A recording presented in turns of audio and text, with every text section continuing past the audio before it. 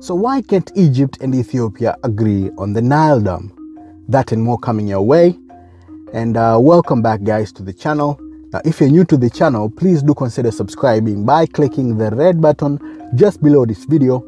And since that's out of the way, let's get back to the news. Now, Sudan and Egypt have hit out at Ethiopia, which has started filling a reservoir behind a controversial new dam on the Blue Nile. Now, satellite images show water backing up on the Grand Renaissance Dam, and now Sudan has reported reduced water flow in its section of the Nile River.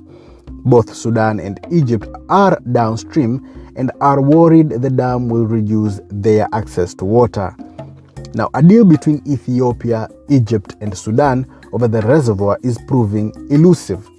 Instead, there is a fraught standoff with national pride, regional power, and economic development at stake. Now, in the latest of his weekly reports, now satellite images taken between 27 June and 12 July 2020 show a steady increase in the amount of water being held back by the new mega dam, which straddles the Blue Nile in Ethiopia. Now, this has angered Egypt and Sudan, the two countries downstream of the Grand Ethiopian Renaissance Dam, as the timetable for filling it is yet to be agreed at deadlock negotiations. Now, state media in Ethiopia has backtracked after reports that suggested the dam was being filled deliberately, but this all gives the false impression that filling up the dam will be like filling up a bath and that Ethiopia can turn on and off a tap at will. Now, no reservoir behind the dam will fill naturally during Ethiopia's rainy season, which began in June and lasts until September. Now, given the stage that the construction is at, there is nothing that can stop the reservoir from filling to the low point of the dam. Now, these were words by Dr. Kevin Wheeler, who has been following the $4 billion dam project since 2012. And from the start of the process in 2011, the dam has been built around the Blue Nile as it continued to flow through the enormous building site. Now, builders worked on the vast structures on either side of the river without any problem.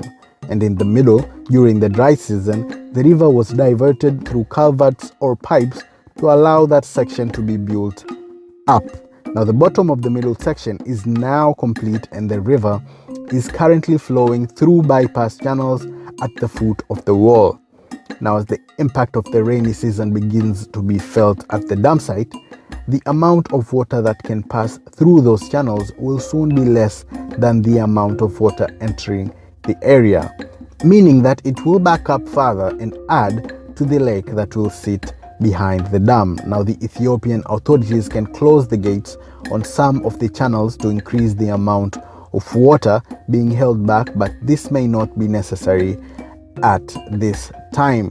Now, in the first year, the Renaissance Dam will retain 4.9 billion cubic meters of water, taking it up to the height of the lowest point on the dam wall. This will allow Ethiopia to test the first set of turbines. On average, the total annual flow of the Blue Nile is 49 billion cubic meters. Now, in the dry season, the lake will recede a bit, allowing for the dam wall to be built up, and in the second year, a further 13.5 billion cubic meters will be retained. By that time, the water level should have reached the second set of turbines, meaning that the flow of water can be managed more deliberately. Now, Ethiopia says it will take between 5 to 7 years to fill up the dam to its maximum flood season capacity of 74 billion cubic meters. At that point, the lake that will be created could stretch back some 250 kilometers upstream, and between each subsequent flood season, the reservoir will be lowered to 49.3 billion cubic meters. So why is Egypt unhappy? Now, Egypt, which almost entirely relies on the Nile for its water needs, is concerned that in most years of the filling, it is not guaranteed a specific volume.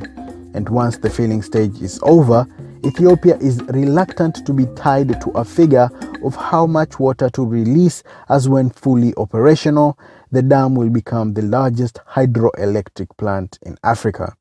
Now, in years of normal or above average rainfall, that should not be a problem. But Egypt is nervous about what might happen during prolonged droughts that could last several years. Thank you very much for watching this video, and if you've reached this far, please do consider subscribing to the channel, and I'll see you on the next video.